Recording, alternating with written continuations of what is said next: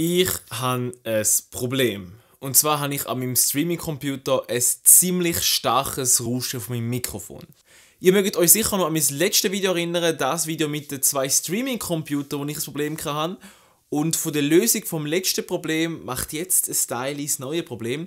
Und zwar das Klinkenkabel, das wir kaufen im letzten Mal, scheint jetzt ein Problem zu machen. So wie es aussieht, rauscht das Kabel sehr stark. Wieso das Kabel genau rauscht, weiß ich nicht, weil an und für sich wäre das Kabel geschildert und sollte eigentlich nicht von irgendwelchen anderen Kabeln beeinflusst werden. Trotzdem habe ich das recht starke Rauschen auf meinem Computer.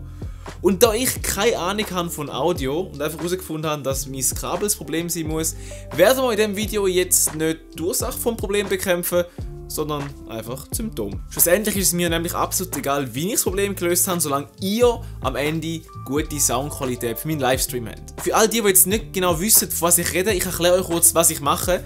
Ich habe ein Focusrite Scarlett 6i6 Audio Interface. An das Interface kommt mein Mikrofon sowie mein Sound vom Computer und der Sound geht dann über das Kabel an meinen Streaming-Computer, wo der ganze Sound von OBS aufgenommen wird und dann übers Internet via Livestream zu euch transportiert wird. Da ich mit dem Streaming-Computer das Audio, das reinkommt, nur für OBS benutzen, werden wir jetzt gerade zusammen in OBS das Problem beheben, indem wir einfach das Audio quasi reparieren.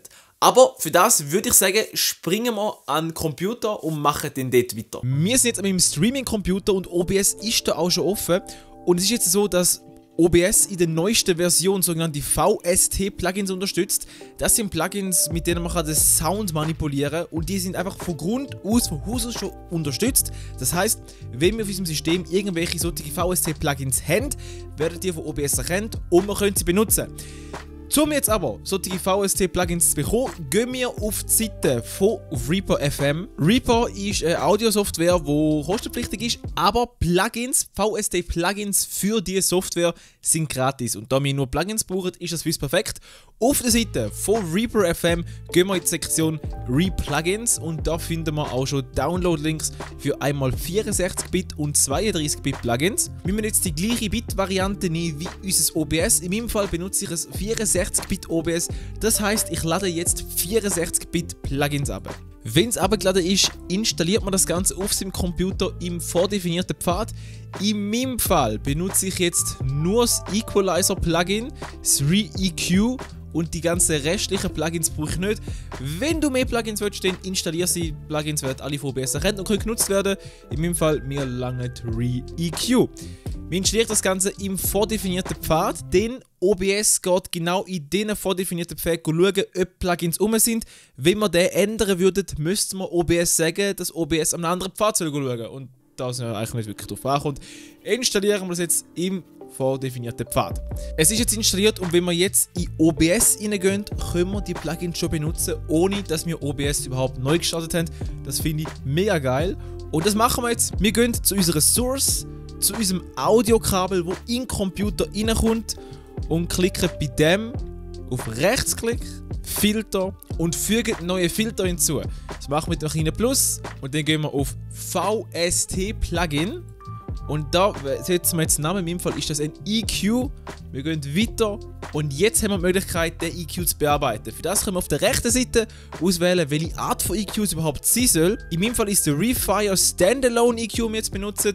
Den wählen wir aus, anschließend auf Öffnen Plugin-Schnittstelle und wir sind jetzt in diesem Fenster. Am einen oder anderen von euch dürfte das Fenster jetzt bekannt vorkommen, weil ich habe schon mal in einem Creators Exchange im letzten Jahr darüber geredet, wie man mit Audition und Audacity kann seinen Hintergrundrauschen oder das Kabelrauschen reduzieren.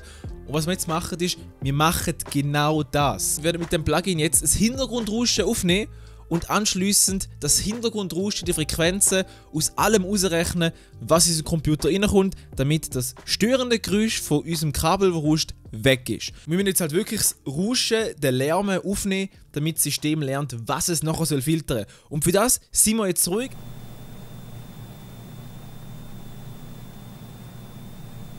Jetzt haben wir unser Rauschen als ein Fingerprint aufgenommen und ich sehe schon, die rote Linie, das repräsentiert jetzt das Rauschen, das wir rausgerechnet haben.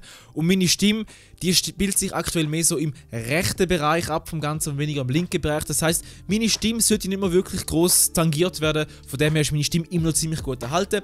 Um das Ganze jetzt abschließen, können wir einfach mit dem X rausgehen, können das Fenster schliessen und ab jetzt wird OBS immer alles, was bei dem Audioeingang reinkommt, zuerst durch den Equalizer durchhauen, die Frequenz, die wir jetzt gerade gesetzt haben, rausfiltern und dann das Audio übers Internet rausschicken, über den Livestream zu euch auf euren Bildschirm. Und wie das jetzt tönt, können wir rasch reinhören. Das tönt nämlich jetzt so. Test 1, 2, 3, 4, das ist jetzt der Sound, den man hören würde im Livestream. Jetzt hat es auch kein Hintergrundrauschen mehr. Juhu, wir haben es geschafft. Ich gebe zurück an Greenie auf der Couch. Das ist, wenn ich mein Problem mit dem rauschenden Kabel behoben habe. Wenn es dir gefallen hat, lass doch einen Daumen nach oben da, abonniere mich unbedingt, damit du keinen Livestream mehr von mir verpasst. Und ich würde sagen, wir sehen uns im nächsten Video und ich gehe jetzt livestreamen. Oder so. Also bis dann. Tschüss.